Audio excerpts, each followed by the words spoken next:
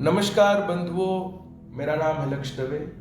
दिव्य मार्गदर्शन में आपका हार्दिक स्वागत है। श्रीमद् भागवत महापुराण के पिछले पॉडकास्ट में हमने जाना कि नारद जी की आज्ञा से भक्ति महारानी सभी भक्तजन के मन में ज्ञान और वैराग्य के साथ विराजमान हो गए।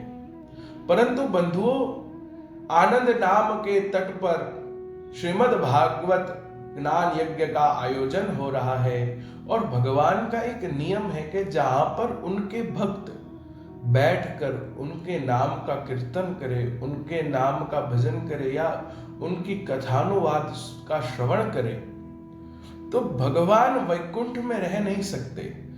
भगवान तुरंत ही कथा मंडप में पधारते हैं। इसीलिए तो भगवान स्वयं कहते हैं बंधुओं, नाहं वसामि वैकुंठे योगिनां हृदयेन च मद्भक्ता यत्र गायन्ति तत्प्रतिष्ठामि नारद। नारद जी को भगवान ने पहले से कहा हुआ है, अगर मेरा कोई भक्त सच्चे मन से मेरा गुणानुवाद कर रहा है, मेरा भजन कर रहा है, मेरा कीर्तन कर रहा है, उस समय ना ही मैं वैकुंठ में रहता हूँ, ना ही किसी योगी के हृदय में विराजमान होता हूँ। उस समय तो केवल मैं मेरे भक्त के साथ बैठकर वह कीर्तन में आनंदित हो जाता हूँ, उसके हृदय में जाकर विराजमान हो जाता हूँ। तो आनंद नाम के तट पर जहाँ पर सनत कुमार भागवत जी की कथा कर रहे थे, वहाँ पर भी भगवान पधारे। इसका वर्णन सुत महापुराणी सोनक आदि ऋषि मुनियों को बताते हैं। सुत होवाच अथ वैष्णव चित्तेषु दृष्ट्वा भक्तिमलौकिकीं निजलोकं परित्यज्य भगवान् भक्तवत्सलः। अर्थात सुत महापुराणी कहते हैं, हे मुनि श्रेष्ठ, उस समय पर भक्तों के चित्त में अलौकिक भक्ति का प्रादुर्भाव हुआ, जिस कारण भगवान अपने निज धाम से निकलकर कथा मंडप पे पधारे। बंधुओं, अब सुत महापुराणी जो भगवान का वर्णन करते हैं वो भी बड़ा अद्भुत है। आइए उसका श्रवण करते हैं, परंतु उससे पहले दो हाथ जोड़कर भगवान के उस स्वरूप का मन में चिंतन करना। वनमाली घनश्यामः पीतवासा मनोहरः काचिकला परुचिरो लसन मुकुट कुंडल त्रिभंगललितेश्चारु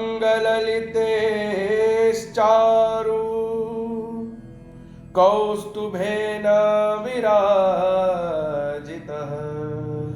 कोटिमन्मथलावण्यो हरिचन्दनचर्चितः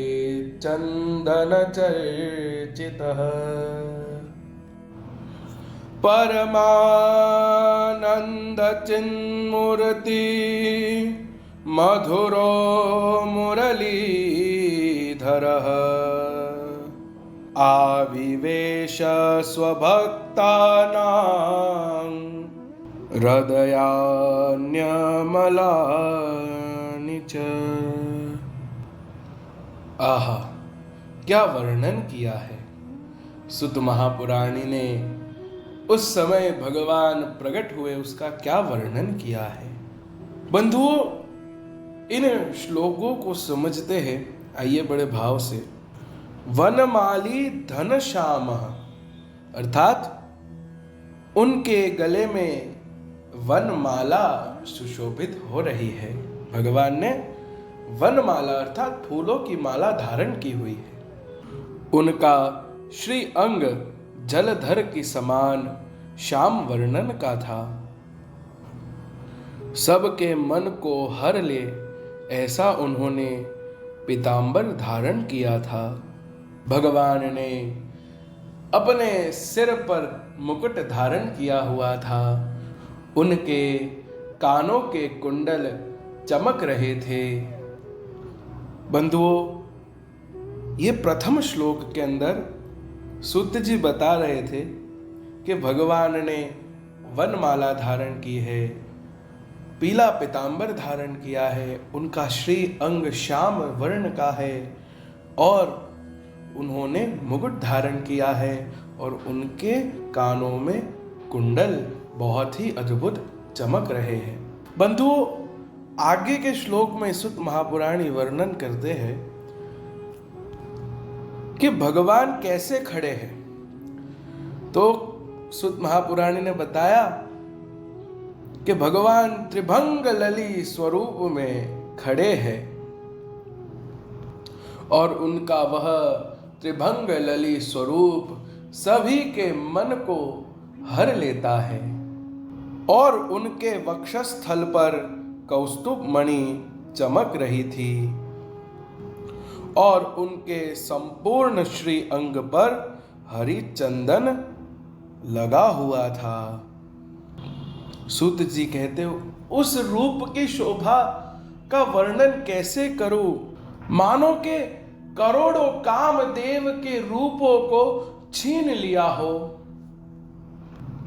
वे परमानंद चिन्ह मूर्ति और उन्होंने मधुराधि मधुर मुरली धारण की थी।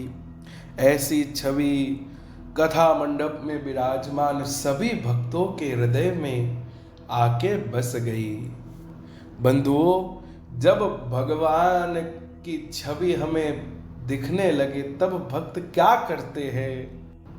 तो जयघोष करते हैं। बंधुओं, जब हमें भगवान की छवि मन में बस जाए तो हम क्या करते? जय हो प्रभु, जय हो प्रभु। उसी प्रकार वहां पर कथा मंडप में विराजमान सभी भक्तजन जोर जोर से भगवान का जयघोष करने लगे। शंखनाद हुआ बंधुओं, और इसका वर्णन सूत महापुराणी करते हैं।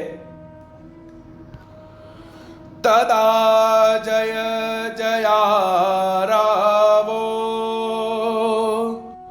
रसपुष्टिरलौकिकी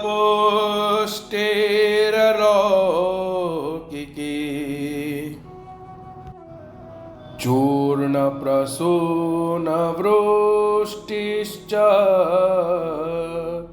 मुहुः शंखरवोष्यभूत्।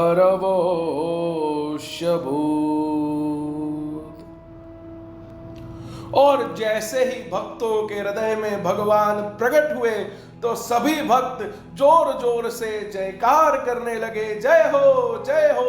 अबील गुलाल और फूलों की वर्षा करने लगे और शंख ध्वनि जोर जोर से होने लगी। बंधुओं, आहा बंधुओं, क्या अद्भुत छवि है भगवान की। वल्लभाचार्य ने बहुत सही लिखा है, मधुराधिपते रखिलम मधुरम। भगवान आप पूरे ही मधुर है नाथ। जी चाहता है कि आपके चरणों को पकड़ के दिन रात आपके चरणों की सेवा करूं। बंधुओं, आज हमने जाना कि अगर आपके मन में भक्ति का वास हो जाए तो चित्त में परमात्मा विराजता है और विराजता ही है। पर अगर उस चित्त में, उस हृदय में भगवान को बुलाना हो तो सबसे पहले भक्ति को अपने मन में विराजमान करो। और बंधुओं, भक्ति महारानी हमारे मन में आकर कब विराजते हैं? जब हम श्रीमद् भागवत का अध्ययन करें, श्रीमद् भागवत का श्रवण करें। तो आइए बंधुओं, मैं लक्ष्य दवे आप सबसे विदाई लेता हूं। जय श्री कृष्ण।